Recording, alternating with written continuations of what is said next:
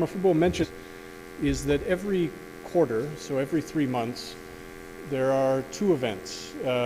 There will be workshops, where participants will be sharing the work they've been doing. Others will be interacting with them, and so you're not operating in isolation. You're working with colleagues, even if the colleagues are doing different things. And there'll be a second event every quarter, every 3 months, which is a reading group, where we will choose a reading that is somehow relevant to the questions that everyone in the project has been working with, and think about what it's saying together. So it's much more of it's like going back to a seminar class. And so one is about sharing work, and the other is about sharing sort of scholarly engagement. And so what we're tasked with today in this session is to provide just a small preview of what that kind of reading group can do. We realize that many of you have not been able to finish or to read the same text that we have. But I think I want to go through some of the issues that come up in an article that we chose to read together on the organizing team. So the article that I'm discussing is by Terry Cook, who was an archivist in Canada and was one of the really foundational, important people in archival studies who pushed archivists to think about their work in an expansive way. That if you were an archivist working whether in a government institution, in a university, in a private collection, your expertise was, he pushed people to recognize the kind of insights that work provides. That archivists are thinking critically about heritage, about identity, about community, not in addition to thinking about the organization of files, the management of space, the kind of traditional things that we think of in archiving.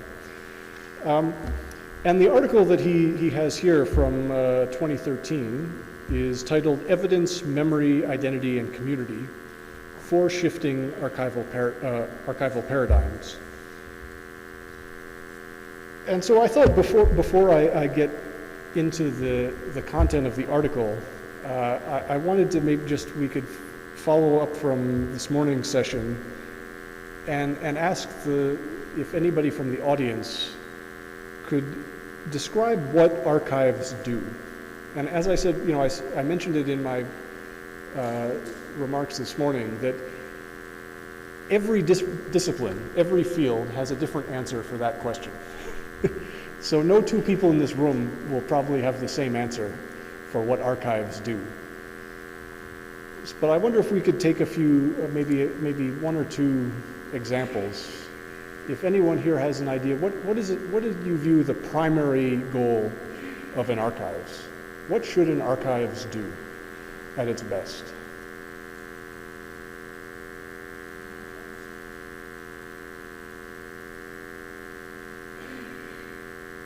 Yes, please.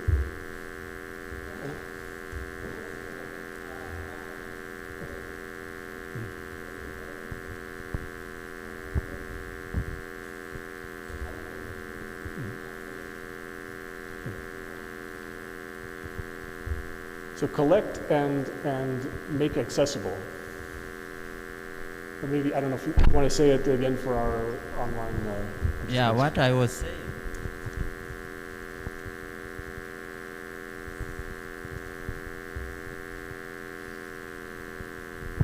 Yeah, if we look at archives as centers or institutions, then we are looking at institutions which collect, document, and ensure that the information they keep is accessible to those who want it in the future. Mm-hmm.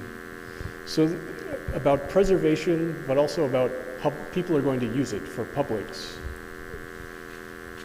Sorry.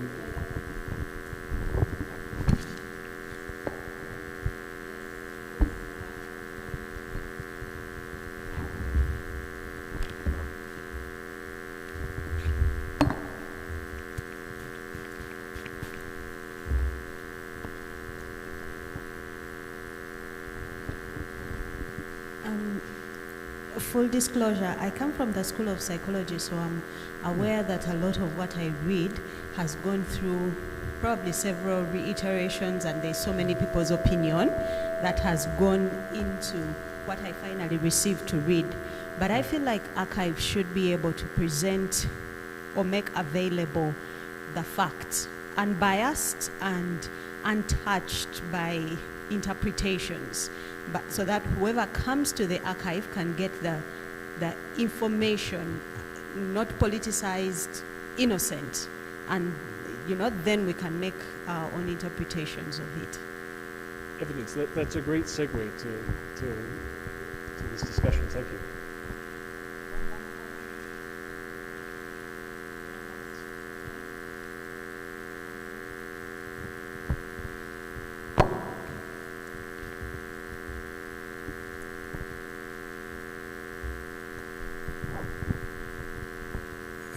Thank you. To me, I think archives are a collection of mainly primary data or primary information. Thank you. Thank you. So actually, I want to add another question. There's a hand in the back as well. And with apologies, so we are, I think most of us here are humanities and social science scholars. And we also have archivists here. So my next question is, with apologies to the archivist, is what do you think archivists do?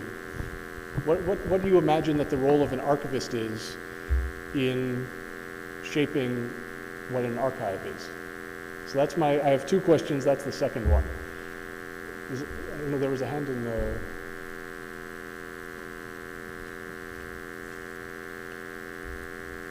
So just to recap, we've heard that archives preserve, they collect for the future, they make available things to a public, and they also provide evidence.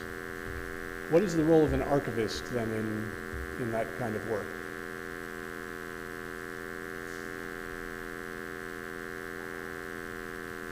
When I was growing up, if you didn't put up your hand, my teacher would sing Inky Pinky Ponky, and when they get to the next one, it's the answer. Okay, we have one hand there from the other archiving institution. Yeah, thank you so much.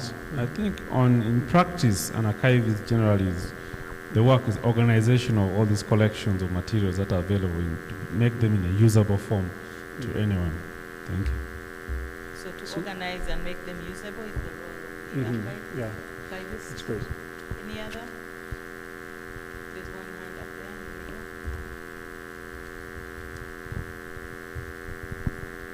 Thank you very much. I'm called Richard. I think archivists play a great role in preserving whatever collections they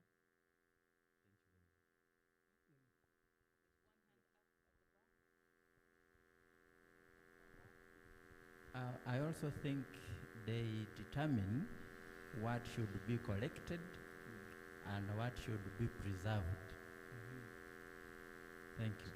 So like appraisal. Kind of selective role. They collect and determine what should be collected and archived. Thank you so much. Joseph is my name, from the museum. I think the role of an archivist, besides this role of collecting, selecting what they're supposed to do, is also to put this information in a way that is easy to be accessed. Because at times, keeping information without putting it out in a way that is easily accessible tends to bring people to forget about what is being kept. Thank you. So a more active role in promoting the art collection. Yeah. One last one. Thank you. I think in addition to what our colleague has said, an archivist should be able to sort out this data so that what is necessary is preserved. Thank you. Great. Yeah. Thank you very much. Sure. So this is all great, and I think each of the answers fills in part of the puzzle that the author Terry Cook was looking at, and he argued that there really have been 4 paradigms for thinking about archiving. And to be clear what he's talking about, he is talking about a very specific kind of archives. He's talking about paper archives and usually government archives. But I think he suggests that actually these lessons apply to other kinds of archives as well.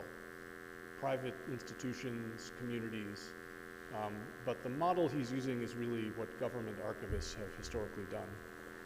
And so to pick up on the mention of evidence, that is, archives should be stores of evidence that scholars can go to and they know that it hasn't been tampered with in some way. That really was the first archival paradigm that Cook identifies. He says that initially, so when the first idea of a formal modern archival institution was founded, it was based on the idea that bureaucracies produce lots of paper. They produce lots of things that are evidence of the activities they've been doing. If somebody applies for a permit, there's a piece of paper that shows they did that, and that will go into the archives, and that's evidence of something that happened. And an archive's role is to make sure that that is available for anybody who wants to come and study what happened in that bureaucracy. And in this paradigm, the view was that archives, these documents naturally flowed from the bureaucracy into an archival repository, that it was a natural process. So when somebody in government produces a document, eventually it will find itself into away from the place where it was produced, and it will be placed in a special location, preserved by somebody who guards it very carefully. And so anybody who wants to come and see that evidence can find it, even if it's not relevant in day-to-day government business anymore, because it's old. So that really is, the first paradigm was about evidence and about impartiality. And the role of the archivist in this paradigm was passive. The archivist was not supposed to go in and say, hey, I like this document, I don't like this document, because that would have been tampering in some way with the truth of what was created. So to summarize, in this view, it was a very judicial view of an archive. It was that paper is produced by an institution. The archivist's role is to passively collect this evidence as data and keep it in a place of storage where researchers or other people can come and view it. So then there was a shift. So after the founding of the first modern archives, archivists quickly realized that there's too much paper. That bureaucracies produce so much paper that an archives can't store everything.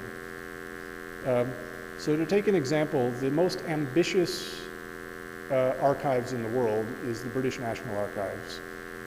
And they, at their best, their goal is that they will preserve 5% of all the paper that the government produces, only 5%.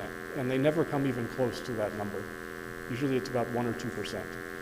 So if you think about everything like a receipt or some note that a minister wrote to someone else, in today's world you think of like a text message saying if an MP writes, do you want to get lunch? That officially is a government record, but there's a process of appraisal going on. And that came to the point, to a couple of the points that were raised about what archivists do. Archivists, as this first paradigm began to give way to the second paradigm, archivists saw themselves as being a bit more active, that they had to evaluate all of the materials that they received, that they had to, in some ways, curate or at least evaluate and appraise incoming records. So we're starting to see a shift that what an archives is not a natural flow from a bureaucracy. It's something that is actively created. It takes work. without archivists, there won't be an archives. So this really was the second paradigm that Cook describes, where we can see that an archives is not something that is naturally there.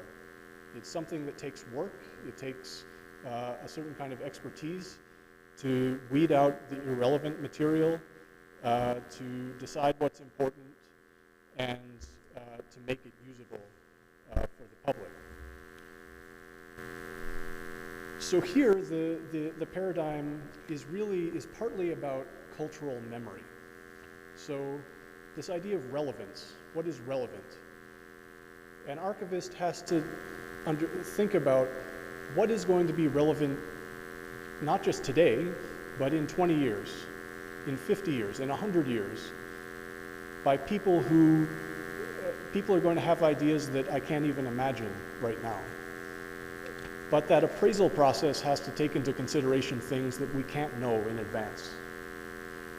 So in some ways it's different from what a librarian might do, which is to try to collect books that are relevant to a particular discipline. Because an archivist is thinking much more broadly about somebody in the future might have a research interest in, I don't know, the way that podiums are made. But it's impossible to know what that interest might entail, what might be interesting to somebody in 50 years who's doing research on something like that. So in this paradigm, there's an emphasis on anticipating what cultural memory will find relevant. And it sees an archivist as being an active appraiser. The archivist is there actively searching for what are relevant records, what are things that could be relevant in the future, and organizing them in a way that will be accessible today and in future. So that's the summary of the second paradigm. And it still contains the first paradigm. An archive is still a repository of evidence, but it recognizes that there's some work that goes into making it a coherent collection. So that's where Cook says actually a third paradigm starts to creep into the archival profession, which is around societal engagement. And so if an archivist is curating or appraising what goes into an archives, and many archivists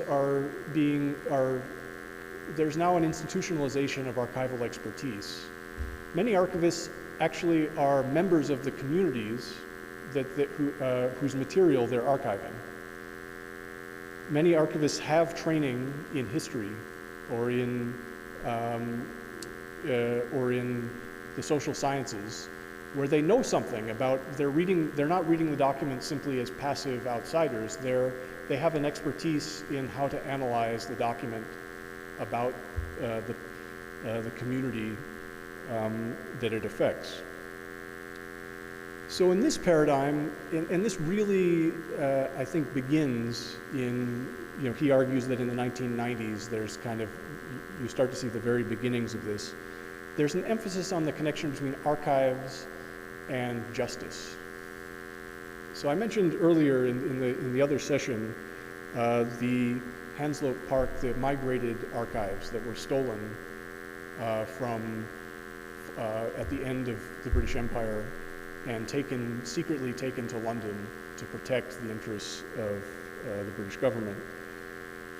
The reason those archives were discovered was that plaintiffs, people were suing the British government for torture in Kenya during the Mau Mau Revolution.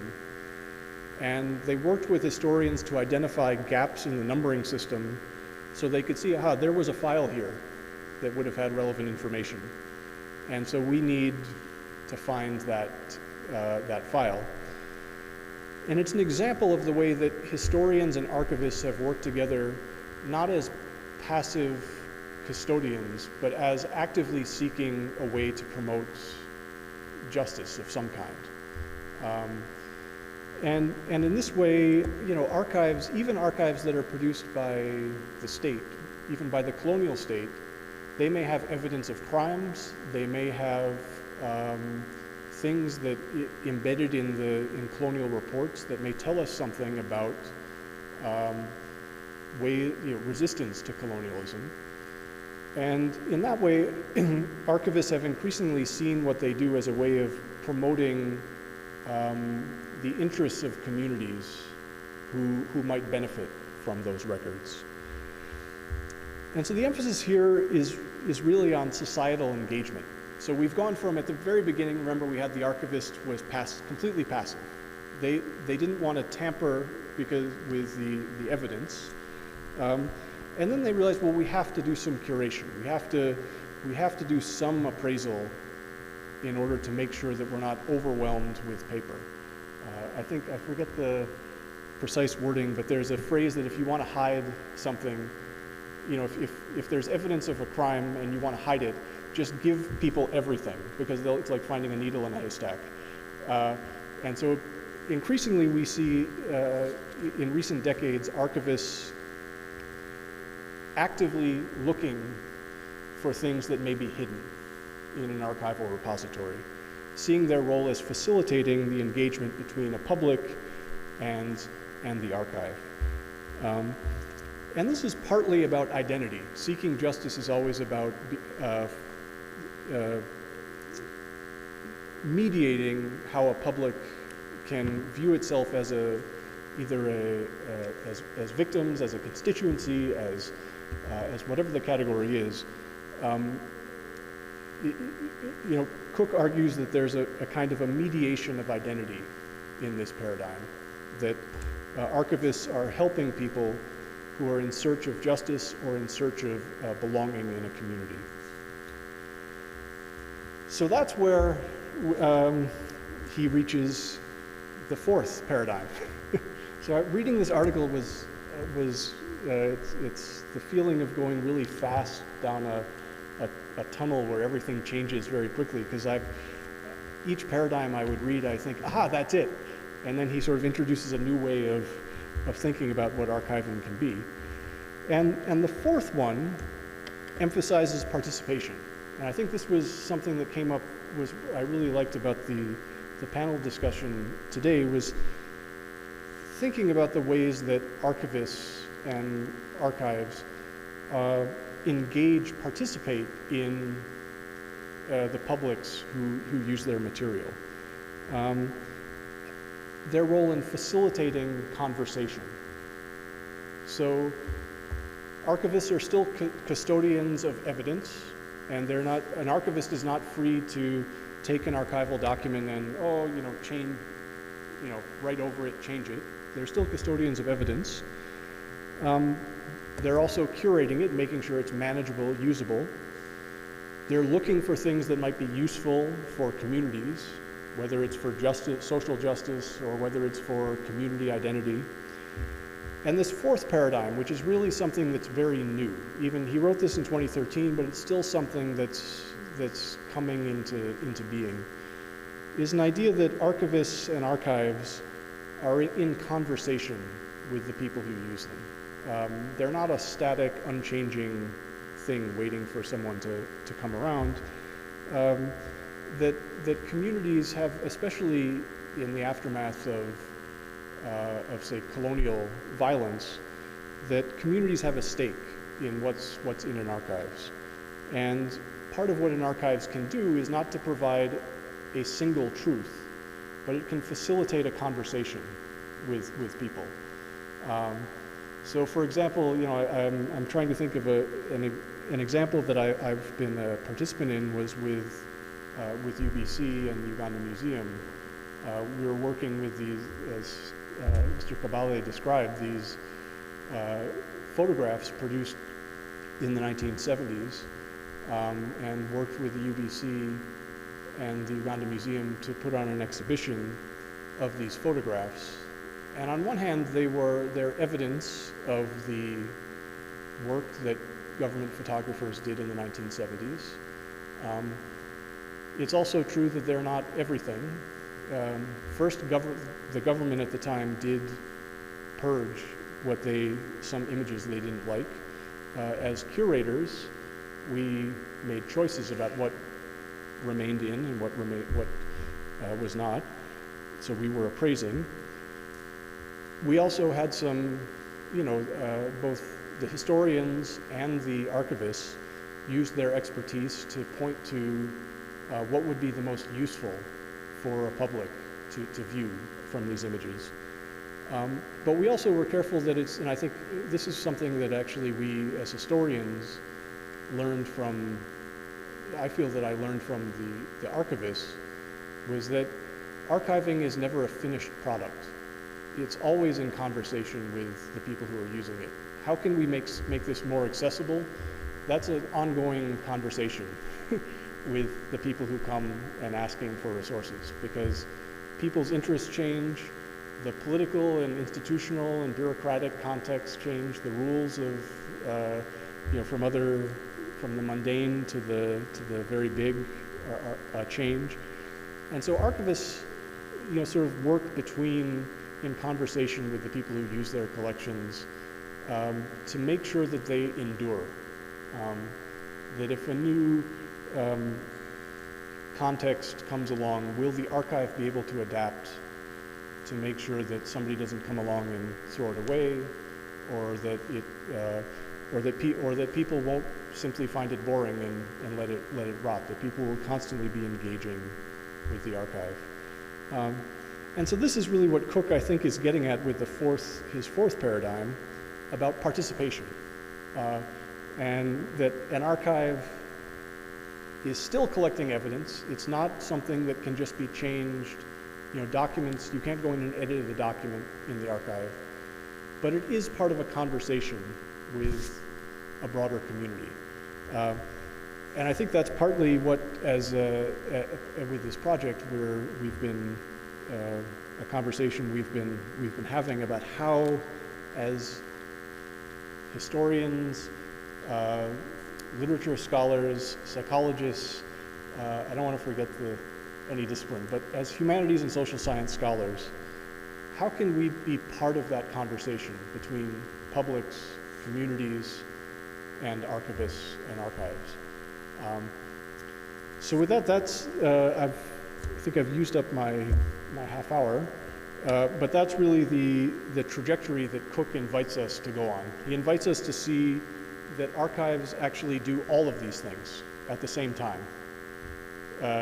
They preserve evidence, they appraise, they make choices, they help people achieve, justice or find a common identity buried in the archive, and they also are in conversation. They're flexible, they work with communities about what is relevant, about how communities can best access materials, how they can avoid reproducing inequalities and injustices. And that's really where Cook leaves us. And I think there are particular elements of this that actually will maybe come up in Dr. Nabutani's, the article that Dr. Nabutani is discussing, how this takes on a very particular dimension in a post-colonial context, where often the archives we're dealing with have a colonial history, and that the conversations are even more important because they allow,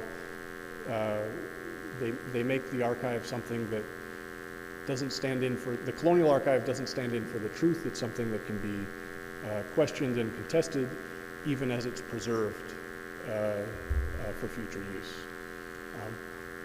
So I think in a very general sense, I'd just like to leave, since I'm out of time, leave it there. I think it provides a segue into Dr. Nabutani's discussion, and then I think after that we'll get into the Q&A about the project. So maybe just if there were any, well, maybe we can do questions at the end. Yeah. So, thank you. Thank you very much, Dr. Edgar. Those of you who are virtual, please start sending your questions on the chat, and then we'll read them when the time comes. I believe Mr. Kabale and what's her name? and Justina reflecting on all these roles. Which paradigm are you? I think you're now cutting across all the four. So thank you very much, Dr. Edgar. I would like now to invite the other Dr. Edgar.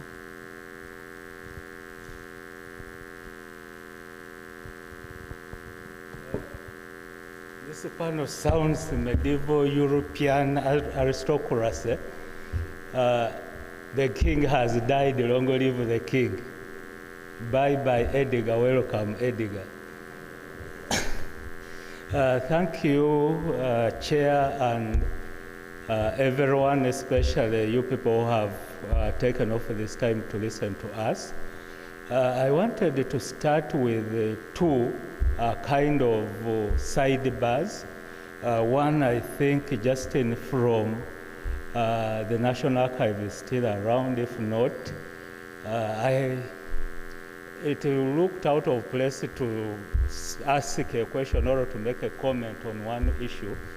And it was about regulations in regards to access to the archive. I think in the course of the 3 years we shall have this, these are some of the things we should talk about.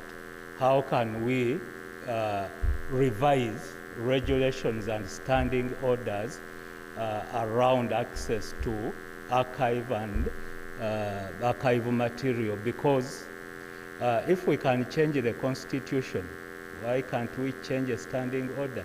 And maybe this is the kind of academic and intellectual debates that can lead to those changes. I think things have changed. The second, maybe related, is, you know, this idea, the praise of the British Empire as the empire where the sun never set.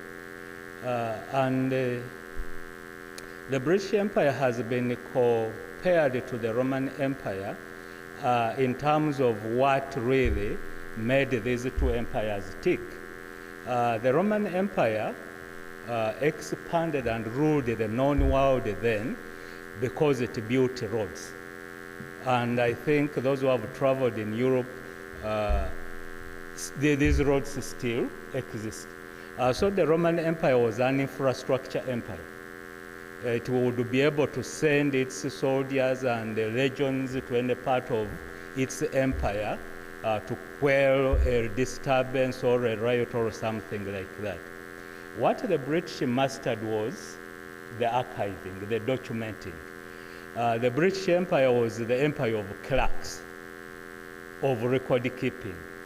And I think that is where this idea of archive comes from. Of course, it is not a word invented by the Greeks, and I think Dr. Edgar Taylor did part of the work. He was supposed by, you know, curating that discussion of what the archive means to us. Of course, it has a rich history. It goes back to the Greek city-state. And it starts as a home. And you know, the patriarchal Greek society was a society ruled by the man. Not just a man, but a man of property. And the word of a man of property was law. And the ark was the home.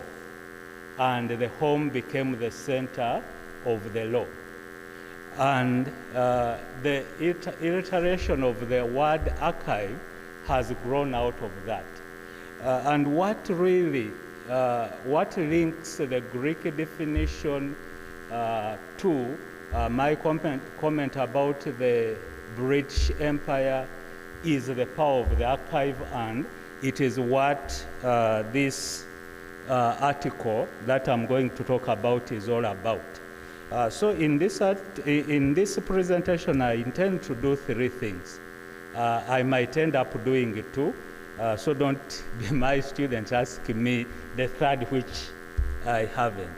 But Caroline Hamilton is curating a book project that was published to coincide with about 20 years of post-apartheid South Africa. and they are looking at the role of the archive in public life, how records have defined and curated how South Africans look at public engagement and public life. And in this article, Archive and Public Life, which comes out of a larger project which is Bubble Unbounded Race, Reason and Rethinking Public Life, Hamilton makes 2 points, makes 2 arguments about the archive.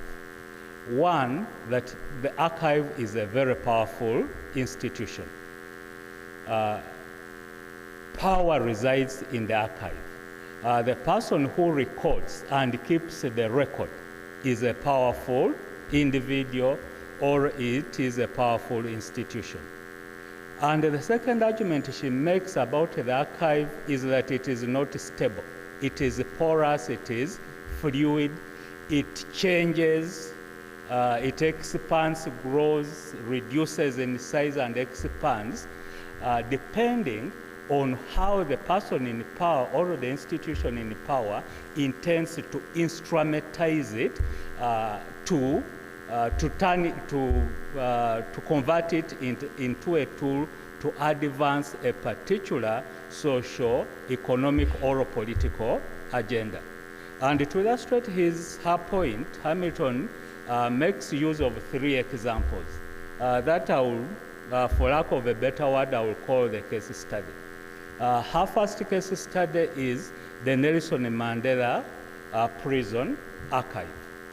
And essentially what the Nelson Mandela prison archive is the record about Nelson Mandela's imprisonment on Robben Island for 28 to 30 years. The apartheid justice system, prison system, kept a meticulous record of Mandela's life in prison. But Mandela, as a trained lawyer, did also do his own record. Now, when he morphs, when he changes from a prisoner, a terrorist, to a freedom fighter and a world icon, this record also changes from simply being a record of a prisoner, about his prisoner, to a kind of intervention, a kind of text of reading the new dispensation in South Africa. And therefore, Hamilton argues that the Mandela archive, first of all, changes.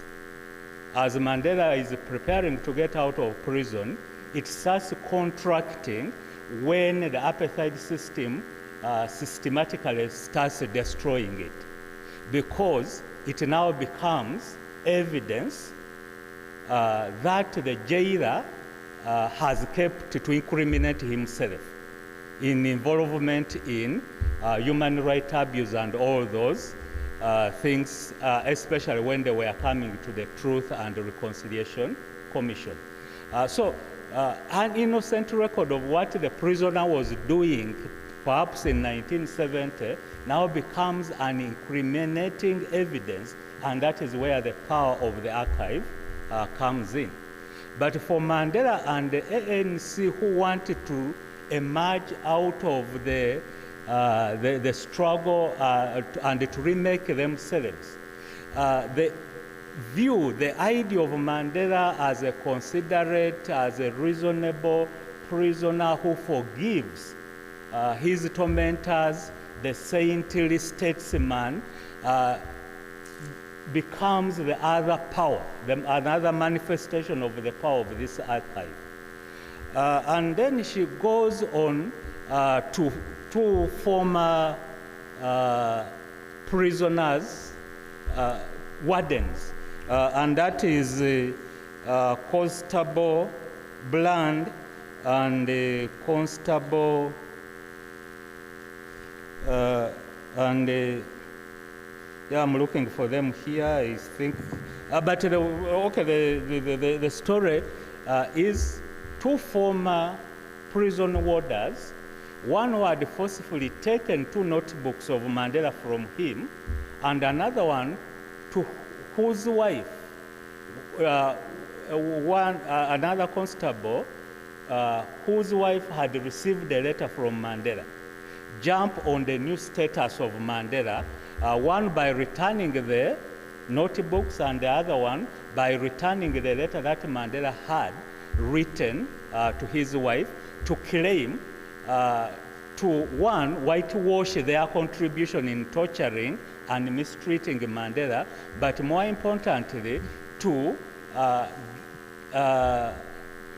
take advantage of Mandela's new status and acknowledge, to get that acknowledgement that here was a white South African who was put in a hard place, but who still kept his humanity and kept this record for this prisoner, and had a good working relationship with a prisoner who had to write a letter to his wife. And of course, as we get into the 2010s, and the aura around Mandela declines with the malaise associated with the African National Congress, the status of the archive is shifting from a saint to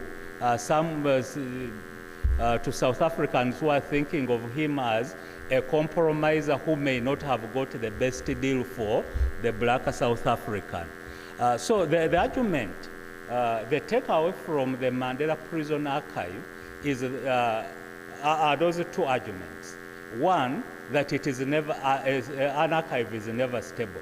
It grows, it expands, it contracts, depending on who wants to use it. But what we can't run away from is the fact that it has power, and it can be instrumentalized to serve or to achieve socio-political or economic ends. Her second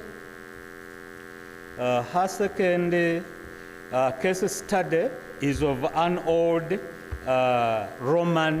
ancient Roman text, and this is Lucretius on the nature of things.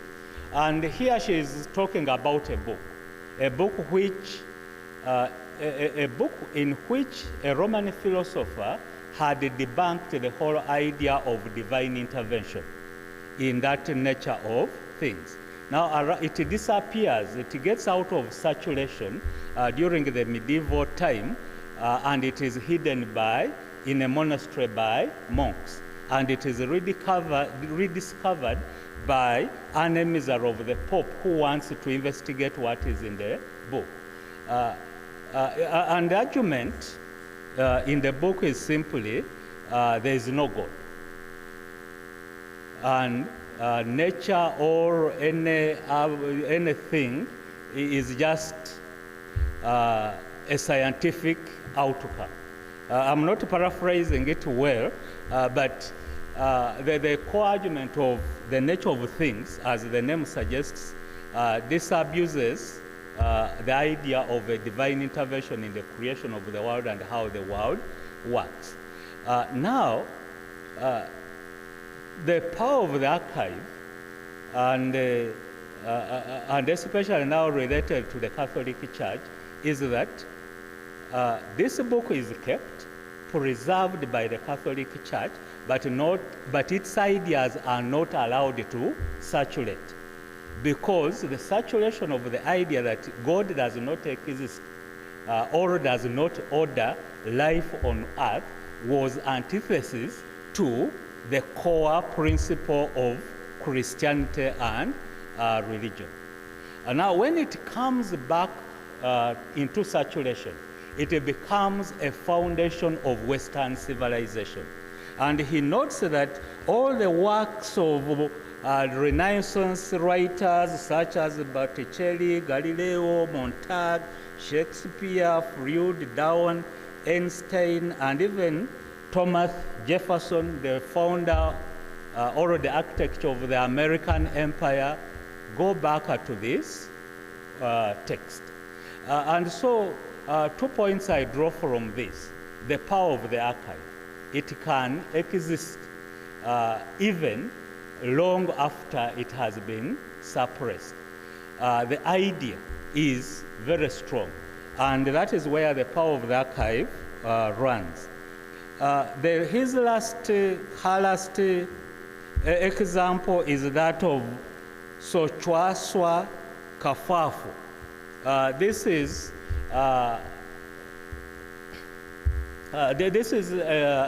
an archive which is an oral text.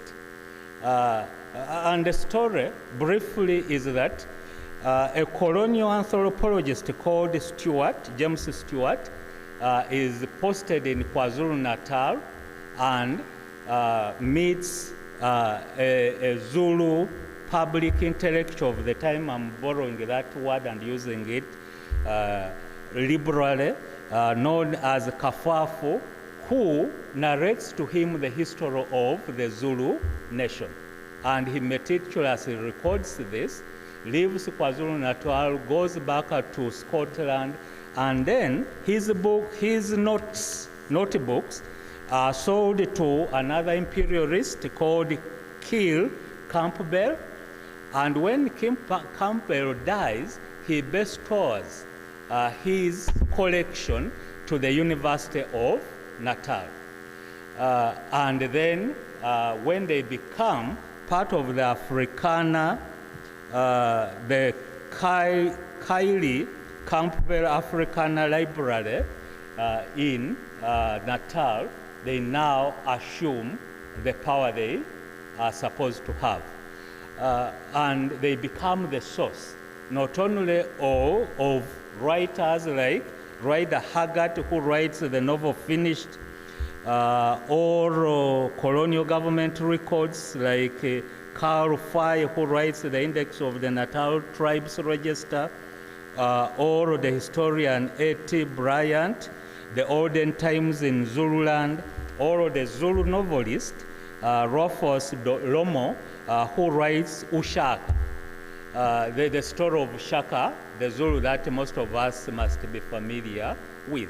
And the point that Hamilton is making about the nature of the archive is that it takes different forms. This one starts as oral tradition, as oral text recited to a foreigner. Then it takes a transformation of being written down and then taken to Scotland and then awarded a badge of honor, a badge of respectability by being betrothed to a university. And out of it, it gets its power.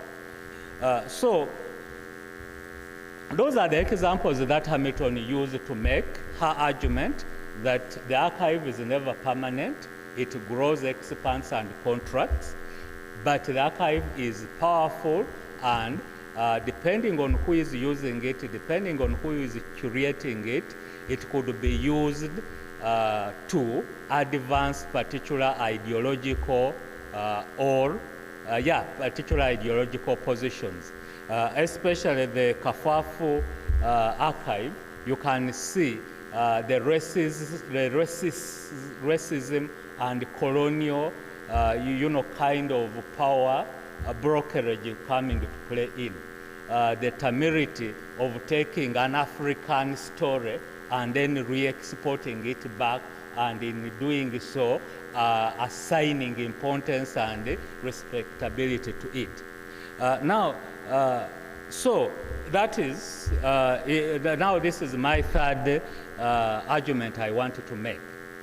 That drawing, what do we learn from Hamilton's story? We learn, one, that the archive is powerful and it can be instrumentalized to advance a particular ideological position. That two, the archive is porous. It is never stable. It changes, and it changes according to who wants or what a particular individual or institution wants to achieve. And I wanted to conclude by referring to two possibly common archives in Uganda. One is sowing the mustard seed. Of course, you will be excused if you've not read it, and really excused if you've not read the two versions. This was supposed to be a record of what transpired in the forests of Luwero between 1981 and 1985. And the first publication and the second publication means different things for the people who were part of that struggle, who were part of that process. While for some, in 1989, at the time of its publication, it may have been used to advance certain political and ideological positions. Some of them have been reversed, some of them have been revised, and therefore the power of that book depends on where you stand in the political prism. The second, and which I will touch on briefly, is the Rwandan Genocide Memorial. In 1994, that archive meant different things to different people. For a Rwandan person who had just come out of the genocide, this was a powerful reminder of what had gone wrong. For the international community who had stood by in quotation as the massacres went on, and it was captured by President Clinton in his statement, "Never again," it was a shame. Now, fast forward to 2021, this archive still means different things to different people. For the French prosecutor who wants to prosecute the Rwandan government for shooting down the jet, allegedly, maybe that archive is not as sacred as it is for the Rwandan survivor of the genocide. We could have this discussion on and on, but I wanted to stop there, especially on those 2 points. The archive is powerful. That is why people are interested in terms of who records, but also who keeps the record.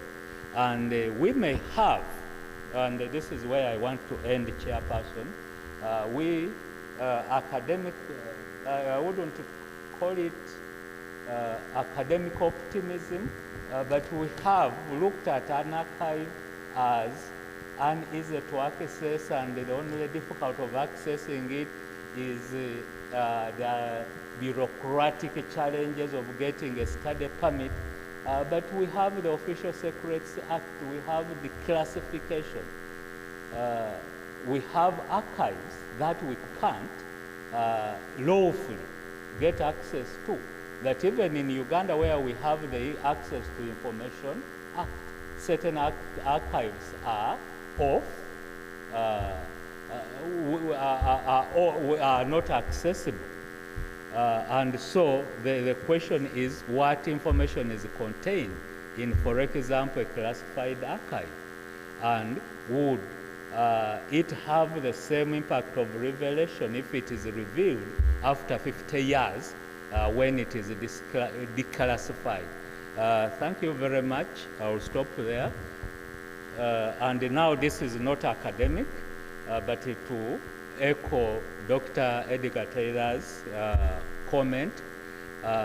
For the next 3 years, we are going to have these quarterly symposia and quarterly reading groups, and all of you are welcome. Reading groups are important. If you've listened to Mamudan and President Museveni, while students in Makerere were going to Sozana to drink themselves and dance themselves, In Dar es Salaam, they were belonging to reading groups. And you can see where are the people who in the 1970s were in reading groups, and where are the people who were dancing in Suzanne. Thank you very much. Thank you very, very much, Dr. Edgars, the two Edgars. May I ask that we give them one more round of applause? You know, for the first time today, I think we've exchanged positions. We are always the ones talking to the students. Now we have also become students, and I think we've learned a great deal. If we had any doubt what an archive does and what it did in the past, I think today we are back in class. We have not gone to Susanna to dance. We are here to learn. Thank you very much for re-echoing these presentations and helping us to rethink. I would like to ask that we take a few questions and then we shall shift to the last part of the session. And when you put up your hand, please tell us whose question it is. Yes, there's someone moving around with the, okay, it's there.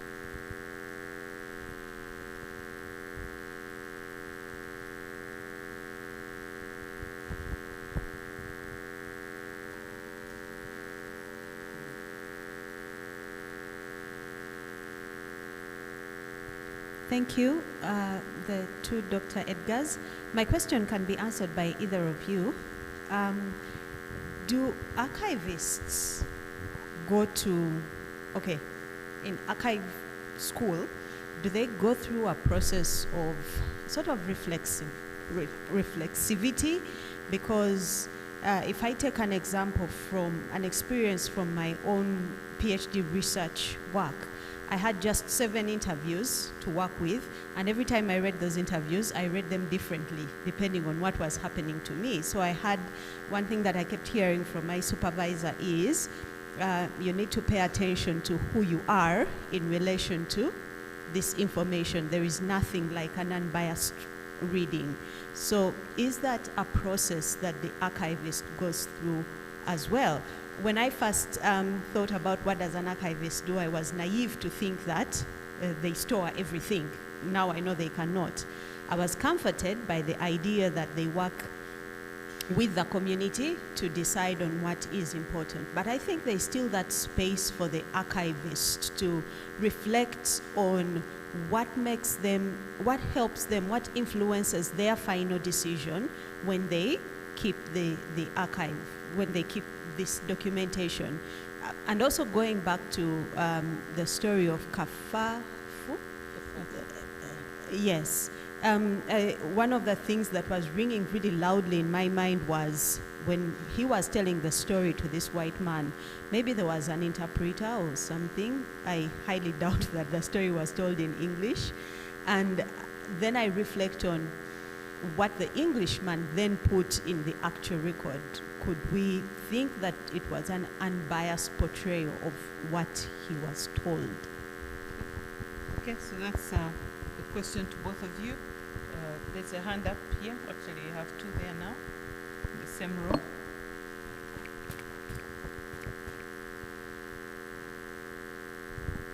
Yeah, thank you so much. My name is still remain Joel Dokonyero with the Refugee Law Project. Thank you to the 2 Edgars for trying to bring us out of our confusion of archiving work. I just have 2 questions that I think we need to converse around by the 2 of them, around how genuine our information that we provide in the archives are, and the safety of archiving work, given the paradigm shift that Taylor tried to explain. The 3rd and the 4th tries to make archiving work much more liberal. But then that liberalism, as Dr. Edgar explained later on, gets tied to so many things that bring issue of safety, confidentiality, and the risk around archiving work for both the archivists or people involved in data collection. So how do we work around this in the next 3 years? Because I know it's one of the impediments that we face as institutions that do archiving work, because looking at the conflicts, the archiving work around conflicts that are more recent and not so long ago, it has a lot of implication if you look at the paradigm shift that you explained and the examples that we got from your colleague later on to how do we work around this and ensure that the archival work is not so risky, academic informed, but also the risk around it. Thank you. Yes. Okay, let me smuggle in the fourth as well after. Eva, you come next. Thank you very much for this wonderful presentation. I am Nicholas Tunanuche, and my question one goes to Dr. Edgar Nabutani about when do you think a written document becomes an archive? Then to Dr. Edgar Taylor, still on the element of relevancy, where people may exchange some write-ups and such write-ups, like can we go for a cup of tea or for lunch, and then that information, of course, becomes casual and relevant. But at some point, people used to say, let's have a cup of tea at Kampala Club, when the discussion was actually a very important political event, or to launch a political party. How then does the archive guard itself from losing the seemingly unimportant information? Thank you. Thank you. Can we take Dr. Evers, and then I read one from the virtual participants.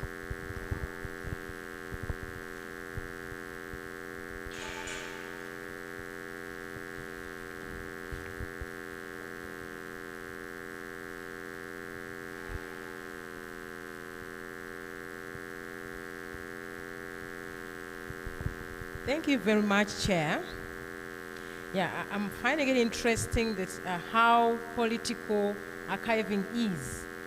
And I can hear you, both of you have talked about the fact that all archives are mediated. And I'm thinking now, what is the primary purpose of the archival project that we are part of? I know that the answer is kind of generally indicated, like maybe decolonization of knowledge, but in a particular sense, do you point out particular approaches that will help the scholars in these projects to be as objective as possible so that the project can be supported by government, so we're not seen as advancing an agenda that perhaps we wouldn't like to be seen as such? Thank you very much. Okay, Dr. Edgar Nabutani, you have a question here. Thank you, Nabutani, for the insights on archives as performative, i.e. archives such as the mustard seed used to perform several functions. How much of context goes into reading an archive? Are there possibilities of reading too much from an archive? And that's from Wine Ashaba. And maybe I just wanted to add one question now that I still have the mic. Reflection on the Rwandan genocide, and the experience I've had is the curators there, even when they're different archive memorials, will say exactly the same things. And I'm wondering whether they're reading this from a text. Is there a possibility that archivists also now have a new role of manipulating data or what they have with a certain intention? Thank you.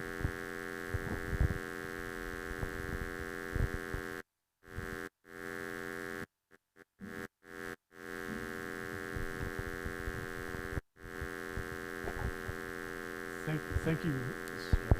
Thank you for the great questions. Right. So there's one question that actually I wish that our national archivist could answer about archival training. But I think the short answer is yes. That archivists are trained in being reflexive about the work that they do. I know that I believe it's David Muyombia who teaches archives at Makerere. That's part of the training that archivists undergo. And so I think this question, it relates to the question about objectivity, and I think there's a tendency, especially from state institutions, that want to see archivists as being like machines, like they don't have any, they're just completely neutral.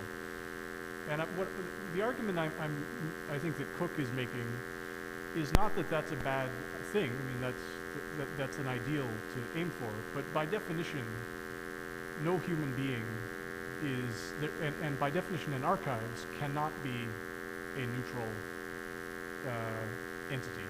There is no neutral archive in the world. It's an impossible thing to exist. So the question is, how can scholars sensitively maintain the archive's status as a reserve of evidence, not tamper with it in a way that will completely distort how it was created, but also think critically about what its biases are, help scholars and publics use the archive in a way that will be effective and for them. So in some ways it's to say that people are subjective and so are archives. You can't go to the National Archives and expect to find information about something that it was not meant to give you. You need to find other sources. I mean, that's why we study multiple collections. And I think this goes to the point also about maybe about risk in archives. The question about, partly I think you're asking about, say, personal data that's contained in archival documents, but also the risk of people who work with archives. If you're an archivist and you have access to this material, how do you sort of maintain that balance? And in short, this is part of the bureaucracy. I mean, there was a group working in the National Archives back in Entebbe to catalog material, there's a very large collection of very old personnel files. Most of the people who are referenced in them are either very old or deceased, but it's still the only people who could handle those files were the trained senior archival staff, or the individuals concerned, or relatives, if they wanted to see those files. They were not open to the public. And so there are certain ways, I'm falling back, there are certain ways that the bureaucratic regulation of archives is useful, because it does ensure that the subjective organization of an archive is not allowed to use it for harmful purposes. So I think it's always a tension between the subjectivity of an archivist and the publics they work with, and the bureaucratic institutions that make an archive into an archive. And that goes, I think, to Nicholas's question, when does a document become an archive? And there's a literature about this that argues that there are two elements of an archives. There is the archive as document, and there's the archives as building. So the building is a reflection of an institution. It's not just a storehouse, there's an institution that backs up an archives. And then the archives also is a collection of documents there's a certain logic about how they got there. And so that's part of the question, I think, of this project, is that we're, as scholars, we want to think about how, not just that, oh, there's a source we can use. We can extract some data, go write our article, and go away. But to think, how did that archive get there? How did that source base get there for us to use in the first place? can I think a bit critically about the history of that institution? And there are two reasons to do that. One, it helps your own work to be critical about sources, and it also can make that source more sustainable for the future. Which relates, I'm going to lastly, very briefly, just mention, I think the tension that crosses over between the two articles, between Cook and Hamilton, where Hamilton writes that to fail to recognize that the data, the evidence in an archive is contextualized. It's not a neutral thing how it got there. If we fail to recognize that, we place archives in a public position where they are arbiters of what is and is not knowledge. And she's arguing we don't want to do that. We don't want to allow the Colonial Archive to determine what we count as knowledge in the university. We want to be able to say, to read it critically alongside other sources. And I think that's really, for me, that's really one of the most important parts of this intervention, is to say, how can we use a resource like the National Archives, which is so important, but also be critical about how it was founded, how the documents were created, so that we don't reproduce colonial power in our own writings. So those are, we got thought.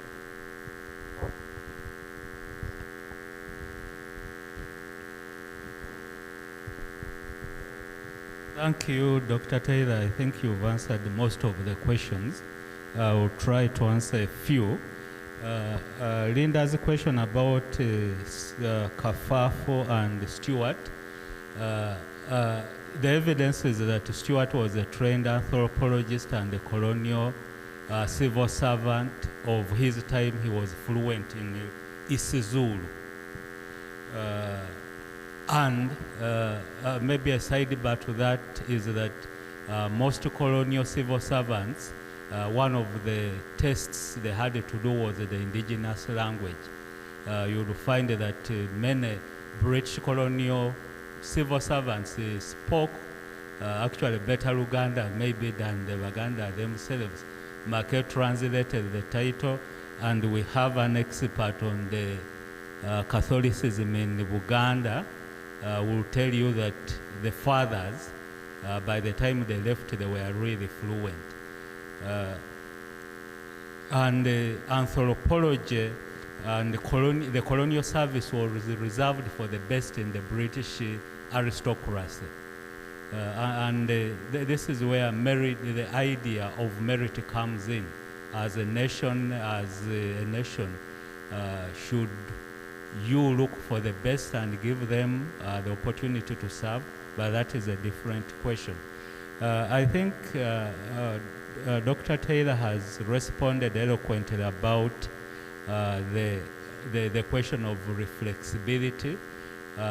Although the ideal is for the document to speak itself, the process that goes into selecting what to record and preserve and make accessible is always subjective, and it is colored by ideological, social, and other considerations. Another sidebar, you know, about 20 years ago, America went to war in Iraq on faulty archive because certain people in the American deep state fed the president wrong information. I think this has come up. Iraq did not have wars of weapons of mass destruction, but there was a record in the intelligence network of America that Iraq had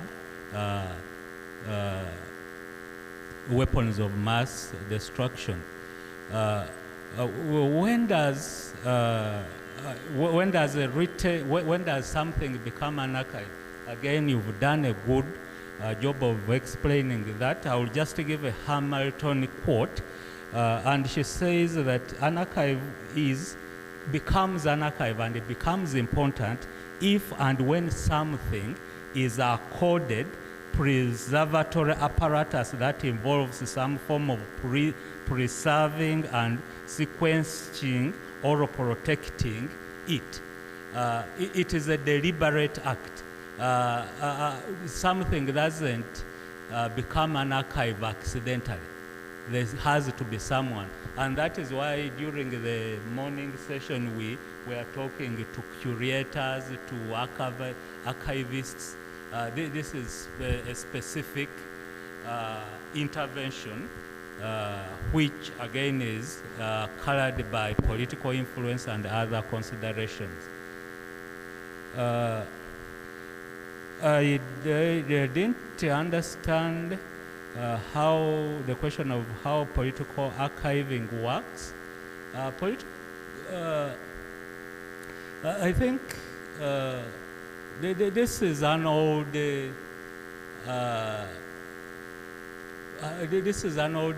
point in realpolitik. If you are going to rule a country, if you are going to be a leader of the society, there are about 3 people you need. I'm teaching animal farm to my year 1 students, and Napoleon gives us a very good lesson in realpolitik. First, fear, and you must be ready to use fear. Second, propaganda and recording what is the truth according to you. In this novel animal farm that Dr. Nabuli is familiar with, Sequira is doing something good at that. And then you need the singers to sing your praise. So political archiving starts at that. Creating a narrative. Creating a narrative, it could be in the newspapers, it could be in official government policies, but you have to create a narrative, and this narrative must outline your point of view. How much does context go into reading a narrative? I would say almost 100%. You can't make sense of an archive without the context. It will not make sense if you don't have the context. In my place, we say it is like a dog looking at money. That document will be there, it will be really rich, but if you have no context, you will not make sense of it. Yes, archiving and archivists have an agenda. They work for institutions, they work for individuals, but there's always an agenda. The decision to record something, to preserve it, and make it accessible is a typical description of having an agenda. The last question, and I'm keeping it, hoping that we shall segue into the next session, is Dr. Eve Nabulia's question of why this project. What do we want to do different with this project? There are very many things, and like a typical shopping list, some of them will be done, others will not. But one of them is, creating a community like we have created today. To do nothing but to talk about archive. Whether we agree or not, that will be a different issue. Bringing these questions to the front is also one of those contributions. If one of you and some of you might be interested in applying for the grant to do this kind of work, you are going to engage with the archive. Whatever archive you will engage with is important for us to reflect upon it. I was thinking last evening when I was going home about the numbering of music cassettes, 572, 672. What made us? These are things which we needed to study. Historicals are writing biographies and autobiographies of their days in Luwero, of their days in the boardroom. These are the kind of archives we wanted to engage with, and we are glad that we have this opportunity. On a light, can I go on a lighter note? When in 2010 I went to Stellenbosch to study, we met a Nigerian and he asked us what we had come to do in South Africa, and we said we had come to read the books. And he didn't see, he had never seen such stupid people. How do you move thousands of miles to read the books? But yes, we are calling you here to read and engage with archives, even if some of these are everyday things you come across and you have never attached importance to them. Thank you very much. Thank you very much, the two Edgars. There's only maybe one last question on the screen before we hand over to Dr. Edgar on the last session. We're running really short of time, but we shall give the session 3 some more background. So I think you can answer the question and then go to the last part.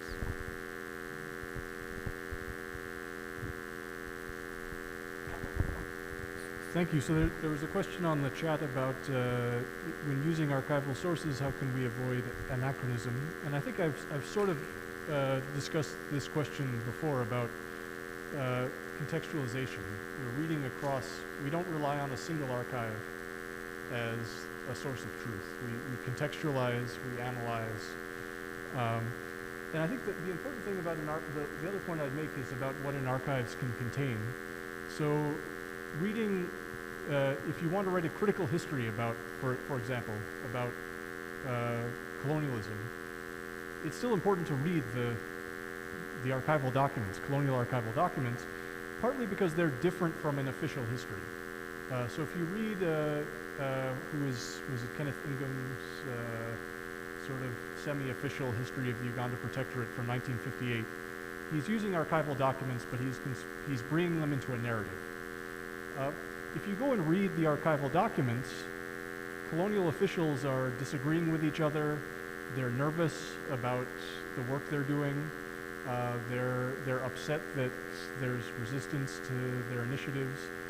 And so even though they're colonial documents that were designed by a violent, non-democratic colonial administration, they reveal things about colonial governance and about the officials involved that maybe they didn't want to be public. Now, it can't tell you about the perspective of, say, an ordinary person, unless that person wrote a document into the colonial office.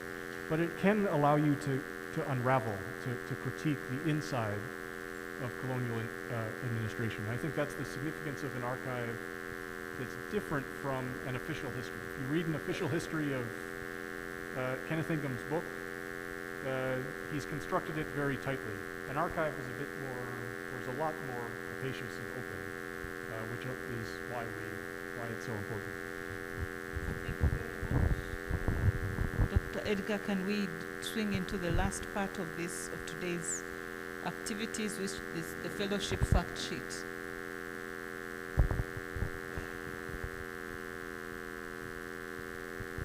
So thank you very much. We're now coming to the tail end of this, and I have to start by thanking you for staying the course. Thank you very much. We are in the last section, the fact sheet about the archive, memory, and method from the global south. I think the first highlight is to let you know that the deadline has been extended, claps for EN,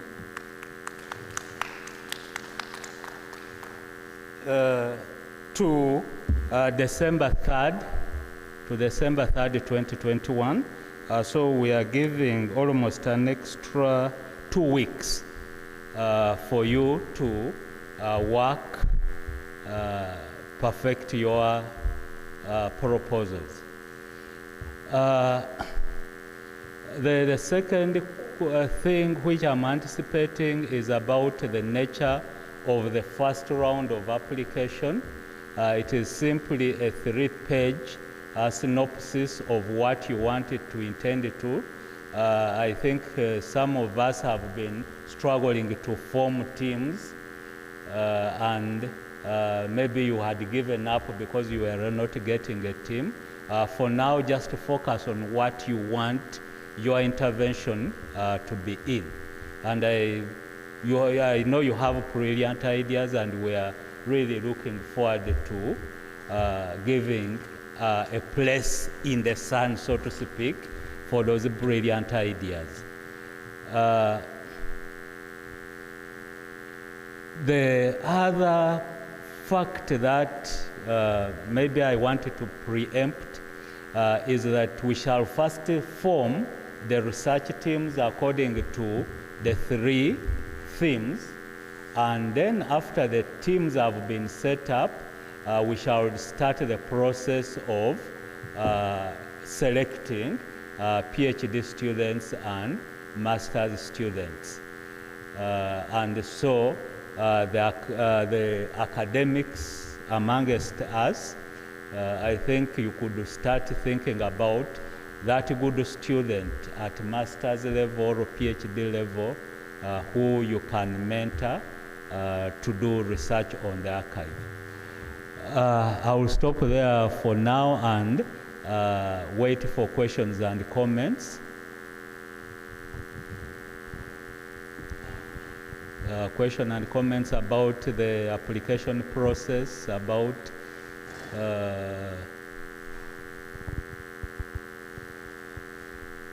yes.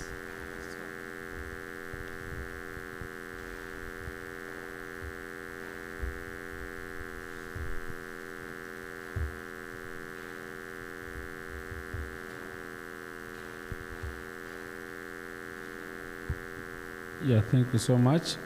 I hope my question goes rightly now. It was asked earlier by someone from Cross Cultural Foundation, where do other institutions who are involved in archiving come in terms of the proposal or putting forward their thoughts other than the students or the PhD holders who are part of it? I think that is a quick one I can respond. The grant was made to Makerere University to build capacity in archive, memory, and method from the Global South. But as the discussion today has indicated, this has to be a collaborative effort. And although someone outside of the university can't apply individually, we would encourage someone from outside the university to work with someone in the university. And such collaborations are definitely going to be taken into consideration. So if someone from the National Archive, from UBC, we already have these contacts. Come talk to someone and put this proposal together, because I think it is even advantageous to us that we are merging theory with practice. And that would be really a good proposal. There's a second question? Yeah, I'm the one asking.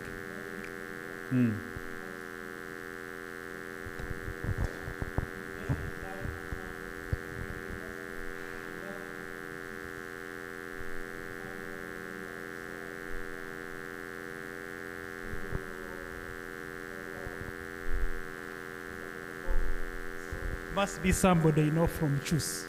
That should be clear. Thank you. Thank you for that clarification.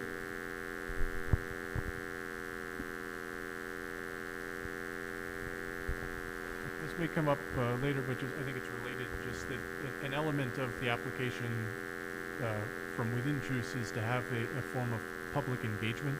So the outputs will be one scholarly publication and define very broadly a form of public engagement, which can be something designed to help with and assist an archival institution or another public entity. So I think in that way it's open for those kind of functions. Yeah, there was another question. Someone had the Yeah. mic on. Yes. I am asking about, there are some people who may be interested in this project, but they also have some other projects ongoing. For example, they may be beneficiaries of some Andrew Mellon projects run by CHUSS. So do you also allow them to apply, or there's a ban of some sort? Thank you. If there was a prohibition, we would have written it in the call for applications that we didn't. Everyone is eligible, and it will definitely okay, I've answered your question. Then I wanted to add a sidebar that right from our PhD fellowships to our early career fellowships, they are really very competitive.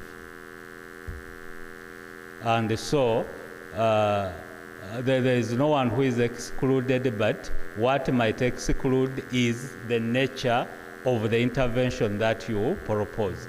And that is why we are giving an extra 2 weeks so that you have a robust application. If there are no other questions, yes, there's a question at the back. Yes, thank you very much. My name is Ranga Andrew Sebagala. I work with the Uganda National Cultural Center, which is the home to the National Theatre. And I'm the production manager there, in charge of the performing arts. And I got interested in the question whether institutions like ours could as well apply, and you've partly answered that, and the gentleman down there also answered that question, but I wanted more clarity. One, when we apply, are we dealing with an individual or a school? For example, in our case, it would be probably the Performing Arts and Film Department, or does it have to be an individual? Because I know we are grappling with the issue of archiving, and many people contact us to get old music, the theatrical productions which were at the theater since independence, and I know there is a great need, and therefore my coming here was really to appreciate this project and see how best we can be a part of it in that regard. Thank you very much. Okay, thank you. Anyone decided to, I think for now it is the individual because it is capacity building, and so I know you've worked with people in performing art and film. Even if they are not interested, for example, you can approach them with the idea of a project. If you approached me, I would really be interested in what have Ugandans been dancing to. I think that would really make a good research project. Even when Amin was killing us, even when Obote was attacking the Lubiri, we were dancing.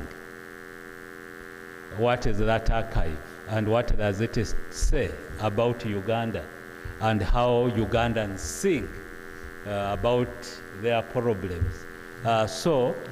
But I wanted to again emphasize the point Dr. Taylor made.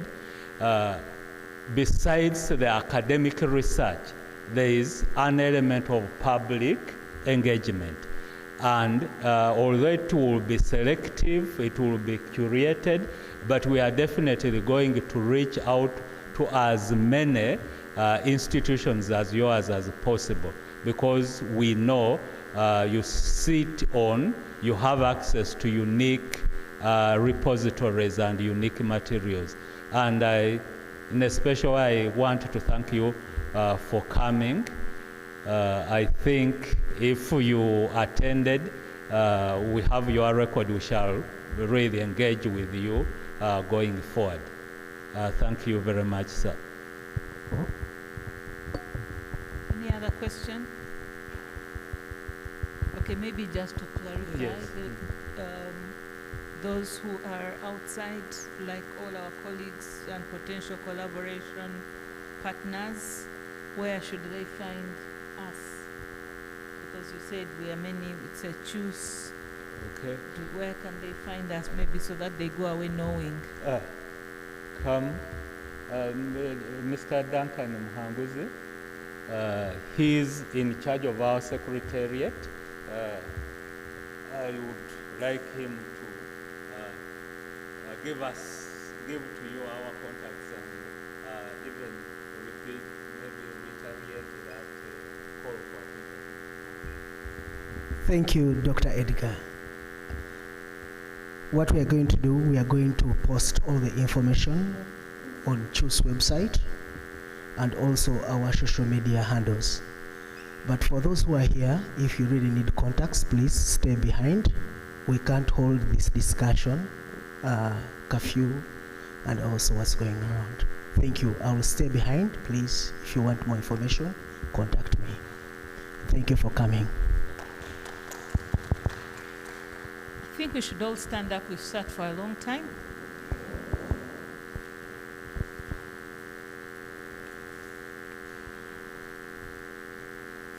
I'll not ask for any exercise because there's very little space. But you can stretch a little bit, stretch.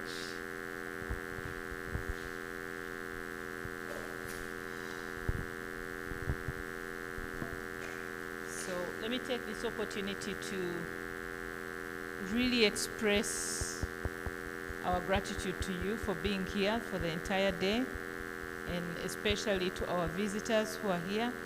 Thank you very much for being part of this. I will let Edgar close with the remarks as the head of the organizing committee. Thank you. You have to specify the Edgar. Well, maybe let me just reiterate thank you to everyone for being here. I think, and for all the different perspectives that you've brought here, both from within CHUSS and organizations outside. I think the purpose of what we hope will happen over the next 3 years is just continuing these conversations to build for the future. So with that, I'll hand it over to the other Edgar for some closing remarks. And the other Edgar will repeat what the first Edgar has said and praise him for saying it very well, especially that part that we have started a partnership, a journey for the next 3 years, and that don't get discouraged when you receive our invitation to come. And sometimes we might invite ourselves to your places of work. Please welcome us, and I hope this is going to be a fruitful adventure. May God protect you as you get back home. Thank you very much.